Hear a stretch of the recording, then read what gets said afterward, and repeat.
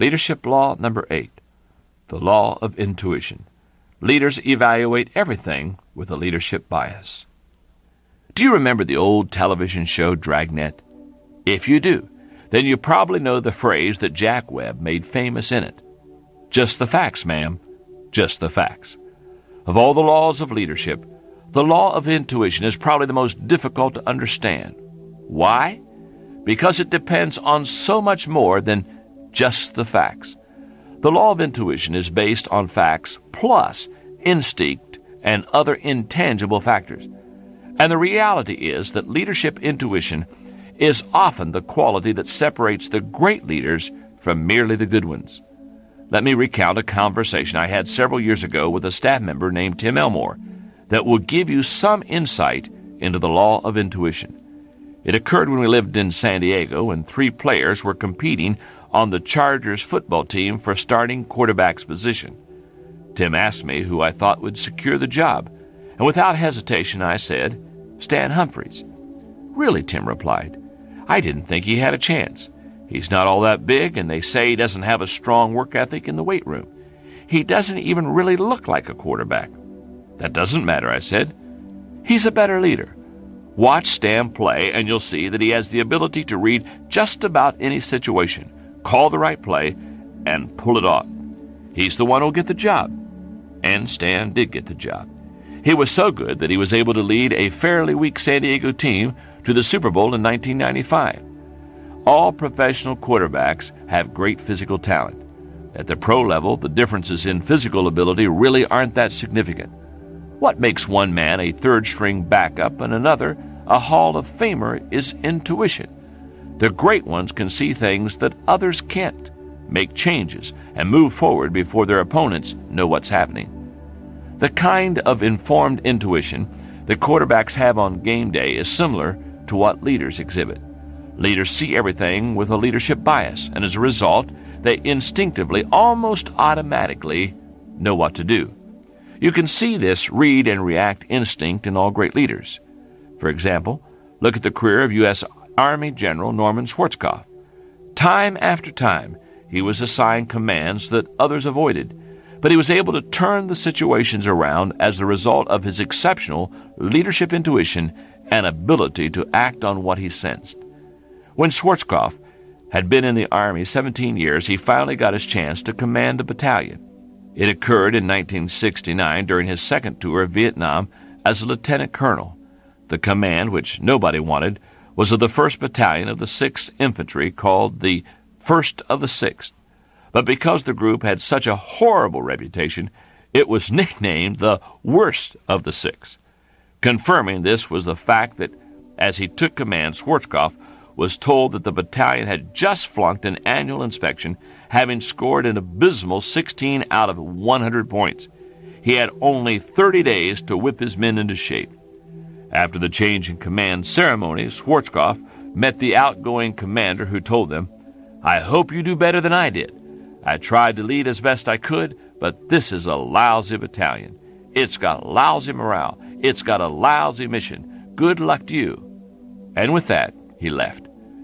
Schwarzkopf's intuition told him that he faced a terrible situation, but it was even worse than he had expected. His predecessor hadn't known the first thing about leadership. The man had never ventured outside the safety of his base camp to inspect the troops, and the results were appalling. The entire battalion was in chaos. The officers were indifferent. The most basic military security procedures weren't being followed, and the soldiers were dying needlessly. The departing commander was right. It was a lousy battalion with lousy morale. But what he didn't say is that it was his fault. Based on Schwarzkopf's description, it's obvious that the previous commander had displayed no ability to read the situation, and he failed his people as a leader.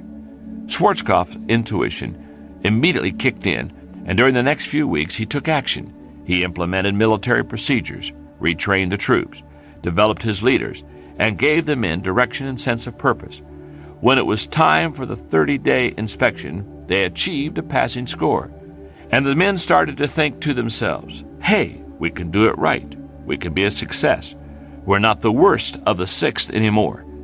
As a result, fewer men died, morale arose, and the battalion started to become effective in its mission. Schwarzkopf's leadership was so strong and the turnaround was so effective that just a few months after he took it over, his battalion was selected to perform a much more difficult mission, the kind that could be carried out only by a disciplined, well-led group with strong morale. Because of their intuition, leaders evaluate everything with a leadership bias. Some people are born with great leadership intuition. Others have to work hard to develop and hone it. But either way, it evolves.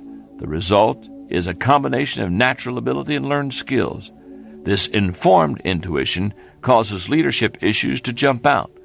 The best way to describe this bias is an ability to get a handle on intangible factors, understand them, and work with them to accomplish leadership goals.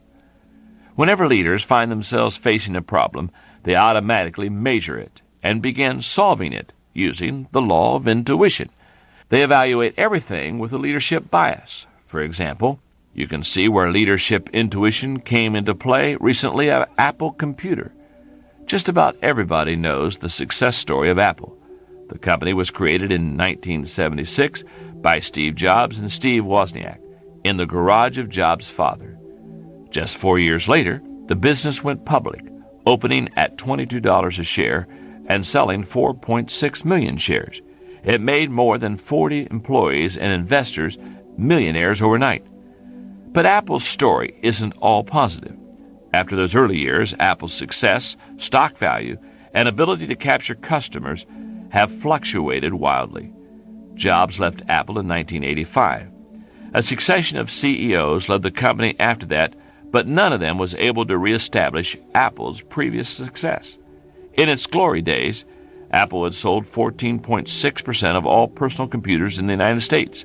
By 1997, sales were down to 3.5%. That was when Apple again looked to the leadership of founder Steve Jobs for help. Jobs intuitively reviewed the situation and immediately took action. First, he changed the company's leadership. Next, he looked at the company's focus. Jobs said, "We reviewed the roadmap of new products and axed more than 70% of the products, keeping the 30% that were gems. Plus, we're adding new ones that are a whole new paradigm of looking at computers." Jobs also sensed a problem with the company's marketing, so he fired their ad agency and held a competition for the account among 3 firms. None of those actions was especially surprising, but Jobs also did something that really showed the law of intuition in action. He made a leadership decision that went absolutely against the grain of Apple's previous thinking. It was an incredible, intuitive leadership leap. Jobs created a strategic alliance with the man whom Apple employees consider to be their arch enemy, Bill Gates. The 2 leaders quickly negotiated a deal which settled Apple's lawsuit against Microsoft. That cleared the way for future partnership and brought much-needed capital to the company.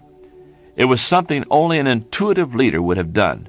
Not surprisingly, when Jobs announced the new alliance to a meeting of the Apple faithful, they booed. But on Wall Street, Apple's stock value immediately soared, rising 33%. Apple looks as if it's turning around. Prior to Jobs' return, the company had posted net quarterly losses the previous year, totaling more than $1 billion. However, in the first fiscal quarter year of 1998, Apple finally recorded a net profit of $47 million. In the long run, it's hard to know whether the company will ever recapture its former success, but at least it now has a fighting chance. Leadership is really more art than science. The principles of leadership are constant, but the application changes with every leader and every situation.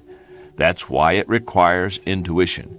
Without it, you can get blindsided, and that's one of the worst things that can happen to a leader. If you want to lead a long time, you've got to obey the law of intuition.